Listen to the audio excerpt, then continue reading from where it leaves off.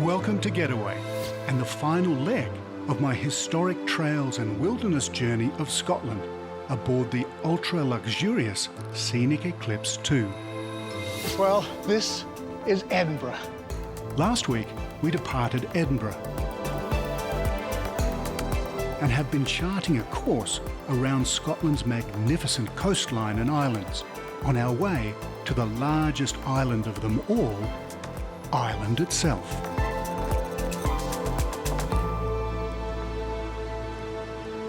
Well, we're sailing up the Sound of Mull, and it's one of the most beautiful bodies of water in Scotland. It takes you right into the heart of the islands, and we're going to explore some of the incredible history here.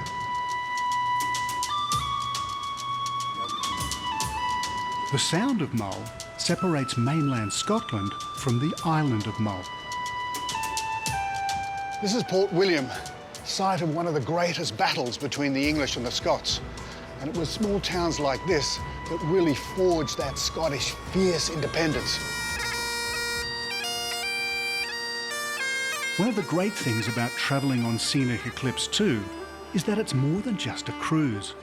At every port, handcrafted excursions allow you to dig deeper into each destination, whether it's military history or magical history, like the Hogwarts Express itself.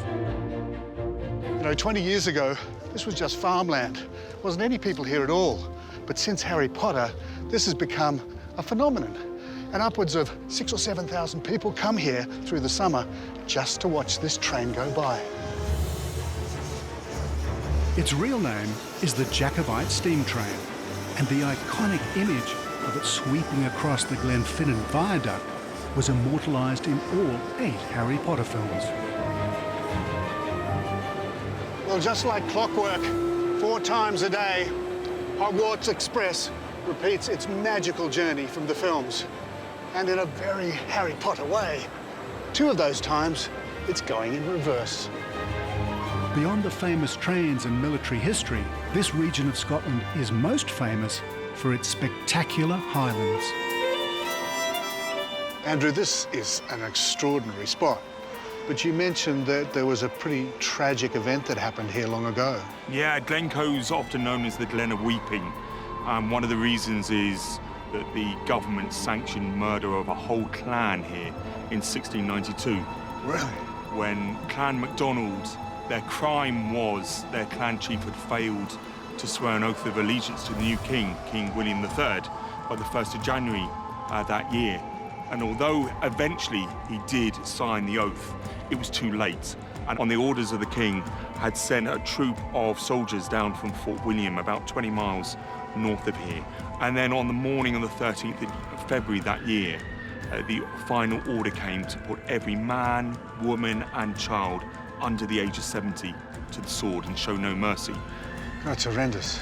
There is a haunting beauty to the soaring highlands of Glencoe. And stories like this by expert guides are what makes a scenic tour so special. I wonder how many people come here and enjoy the fantastic views, but really have no knowledge of that bloody event all those years ago.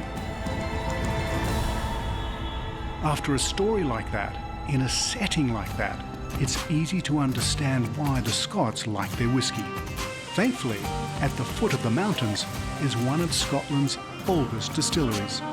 Why is it that Scottish whiskey is always put above every other whiskey on Earth? The water that we get comes from the highest source in the UK. Named after Great Britain's tallest peak, Ben Nevis is a working distillery smack bang in the middle of Scotland's whiskey country. Now, Brian, these look more than a normal shot. Normally, we'll pour a 25 ml dram for you. And the 2 drams that I've poured there is the first one is our Ben Nevis 10-year-old. So this is the one that's non-smoky. Like beer or bread, whiskey consists of 3 key ingredients: water, grain and yeast.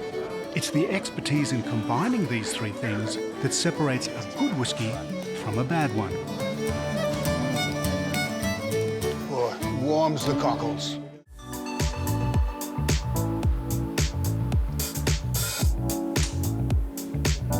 Welcome back to Getaway, where I'm cruising the coast of Scotland on board the newest ship in the Scenic fleet, Scenic Eclipse II.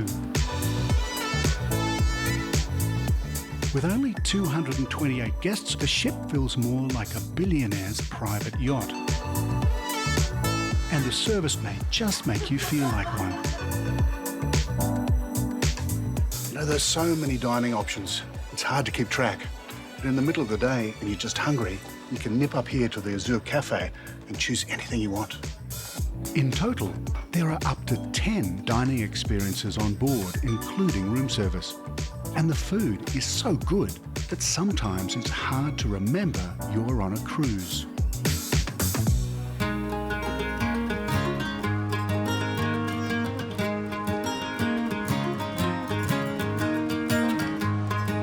A new morning brings our final charming Scottish port before heading across the Irish Sea. It's Scotland's seafood capital, Oben.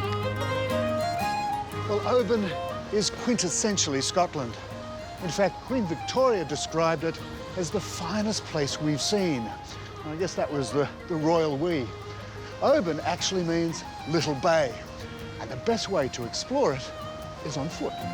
There's no problem exploring a new place on your own, but if you want to delve a little deeper, a guided walking tour never disappoints. I hate to say it, but pity about the weather. Yeah, well, summer in Oben. If you don't like the weather, wait 5 minutes. Oben is surrounded by dramatic shores, lochs and islands, and if you're up for it, a walk to McCaig's castle is a must. Oh, wow. That is quite a tower. Oben's crowning glory. McCaig's Tower looms over Oben and is impossible to miss. It was the brainchild of a local banker, John Stuart McCaig, at the end of the 19th century. And he designed this structure, commissioned it as a philanthropic gesture. He wanted to keep stonemasons employed. So it was never completed. Sadly, John Stuart McCaig died when he'd only got 2 tiers of his marvellous tower constructed. In his will, he left money to his sister Catherine to complete the tower. But she challenged this in court on the grounds of insanity, and the tower was never finished. But if I tell you that each of these lancets, these architectural openings in the stone walls, were going to be filled with sculptures of John Stuart, you know, where Each one. Each So one. hundreds of statues. Hundreds, literally. There's 50 openings on one tier, 49 on the other, all filled with John Stuart McCaig. I think Catherine had a point. Walking along Oben shore, you pass Catholic cathedrals, castles, and a very strange-looking rock. Dogstone, so called because the giant Finn McCool, or Fingal, depends on whether you're Scotland or Ireland, same giant, 2 names. He used to come across from Ireland using the Giant's Causeway. Of course, if you're a giant, you need a giant dog, right? So he brought Bram with him, his giant dog. He would tie Bram to the base of the stone. Bram would run around excitedly, and his big metal chain created the shape of this stone, which is why it's called the Dogstone. Doesn't look like a dog, but it's so named. Oben's known as the capital of seafood in Scotland, and this place gets reviewed all over the UK as the best place to buy seafood. And it's just a green fishing shack. The Oben Seafood Hut, aka the Green Shack, is an Oben institution. I'd love to try your big platter. The grand platter. The grand platter would be great. But a word to the wise, get there early. Well, this all started about 30 years ago with a man called John Ogden. And he convinced the locals that eating seafood like this, pippies and shellfish and lobsters, wasn't just peasant food, it was actually some of the best food you could eat.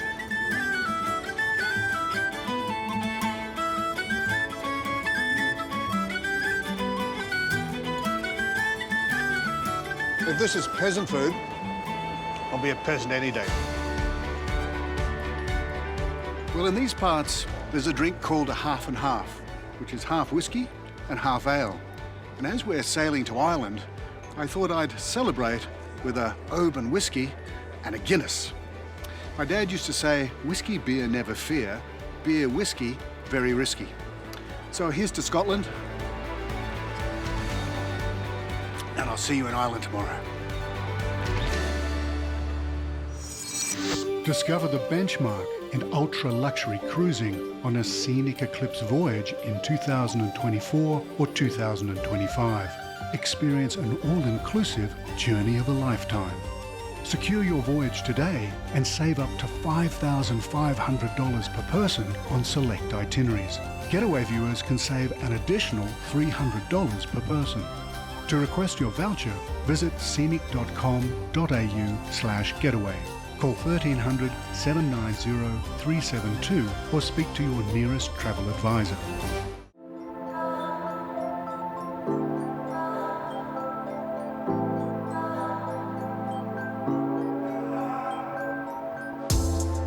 Welcome back to Getaway, where after cruising around Scotland's plethora of islands aboard Scenic Eclipse II, we've crossed the Irish Sea and arrived in Northern Ireland. For decades, Northern Ireland was a no-go zone for travellers. But all of that has changed, and it's now seen as a hidden gem along the northern coast of Ireland, full of white sandy beaches, beautiful coastal towns, and remote craggy castles. Like in Edinburgh, the geography of this region has been forged by volcanoes, and the nearby village of Portrush is home to one of the most fascinating geological phenomena, the Giant's Causeway.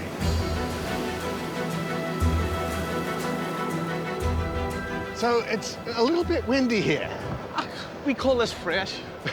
So, no, well, today our wind speeds are probably around 35 to 40 miles per hour. But that's nothing. January time, we record wind speeds here of around 80 miles per hour. Wow, really? Yeah. Right on the shores of the wild Atlantic Ocean, the Giant's Causeway is Northern Ireland's only UNESCO World Heritage Site. Well, we know the Giant's Causeway dates to around 60 million years ago. Wow. So it was, so at that time there was a lot of volcanic activity, and basically the lava just used to ooze out and start to fill certain areas up. Okay. So here, we know we've had at least 7 different lava flows. Giant's Causeway is probably our most famous piece, and we've just over 40,000 interlocking basalt columns. Irish poets and storytellers have been inspired for centuries by the unique shapes formed in this valley. So as the lava would have come into the valley, it starts to slowly fill it up. And the center point is the point that takes the longest time to cool and harden. As it cools and hardens, it starts to crack. And a perfect crack in nature is an angle of 120 degrees. 4 cracks of 120 degrees linking together, that's when you get your perfect sided shape. So if you were to stretch your finger and thumb out for me, we need 4. And if they link together, you'll see that's where you get your 6-sided shape from. And that's a formation within nature. It's nature's most strongest structure and nature's most effective structure for storing anything in. The shapes are so perfect, it's hard to believe they're natural, which is why, legend has it, it was the giant Finn McCool who created the causeway to cross the Irish Sea to Oben, with his dog, of course.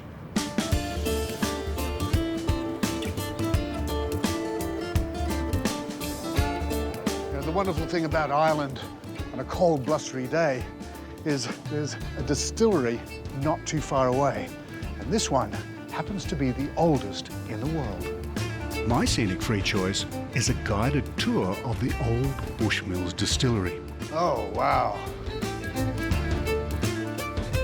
This is amazing building, isn't it? This is one of our old warehouses. The distillery dates back to 1608, when the founder, Sir Thomas Phillips, applied for a royal licence. And what they would do is they would get the tube and they would put it into the barrel like this here. Originally, Benedictine monks brought the technology of distillation to Ireland.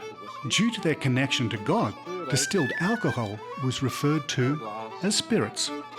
This is where they were able then to get the whiskey, hold it up to the light, and this is where they would start to assess the colour of the whiskey. First up, a 10-year-old single malt. Keep taking a sip and just enjoying the warmth of the whiskey going down the back of the throat, and then all the lovely flavours coming back up. Yeah, it's incredibly smooth, but it's, I suppose it's still a bit whiskey to me, but I think that's because I just don't drink enough whiskey. The only thing for it is to sample a different one.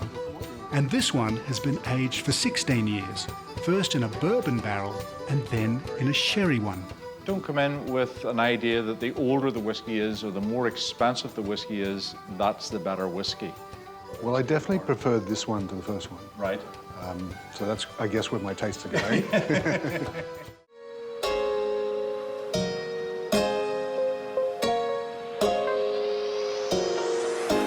Welcome back to Getaway, where I've spent the last 9 days on an incredible cruise around the coast of Scotland and Ireland. Well, very sadly, this amazing cruise has come to an end. And we've arrived in Dublin on the most stunning day. And I've got the rest of the day to explore this beautiful city.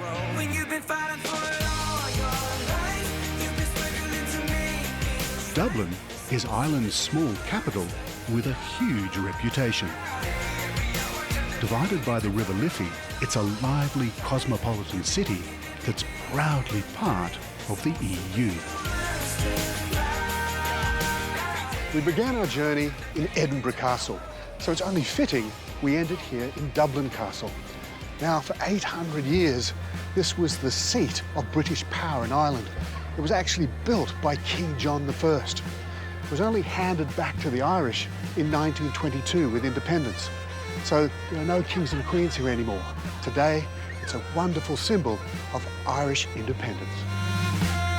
It's hugely significant to us because this is the one place over 800 years of occupation that we never managed to capture.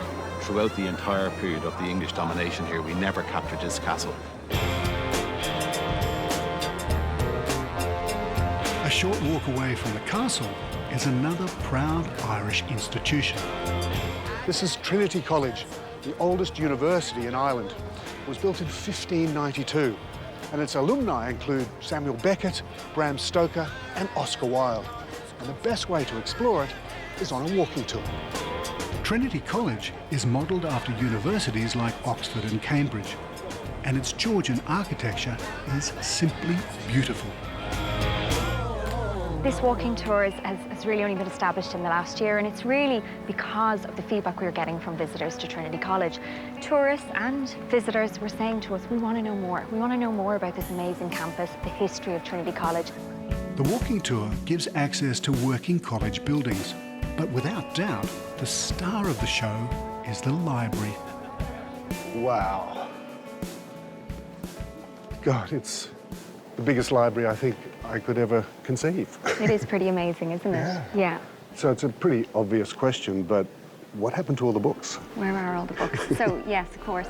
We're in the middle of a very momentous time here in the old library in the history of Trinity College, because we're in the middle of an old library redevelopment project. This is a much-needed conservation and preservation project, which is all about preserving the library, the historic fabric of the building, and its collection for future generations. So what we've done in the last year is we've undertaken a very historic, I suppose, decant process, and that's a conservation term just for removing the books from the shelves. When full, the library houses around 200,000 books, including the Book of Kells, an ancient illustrated religious manuscript dating back to around 800 AD. There is one final place I want to visit in Dublin.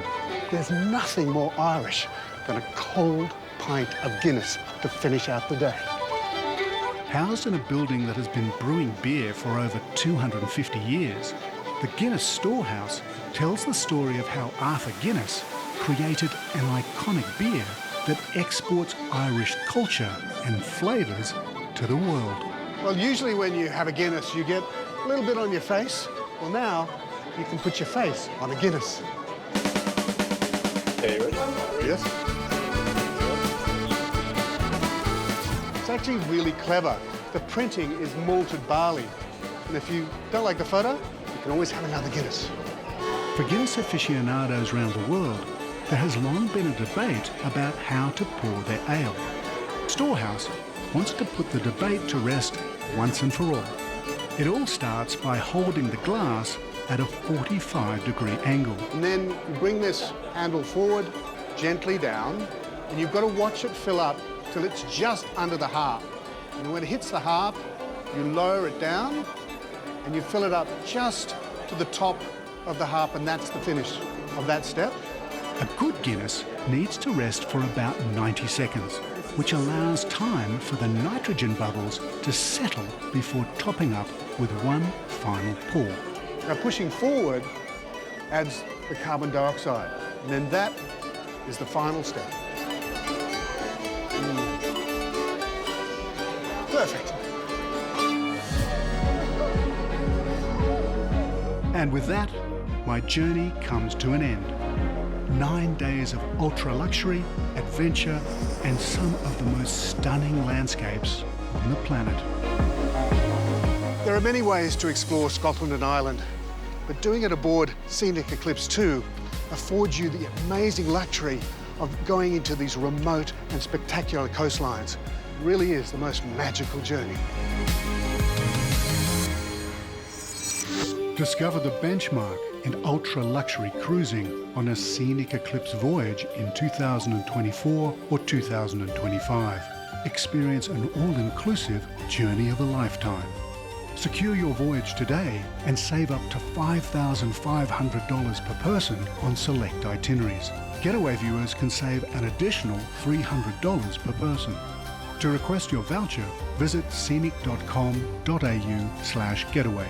Call 1300 790 372 or speak to your nearest travel advisor.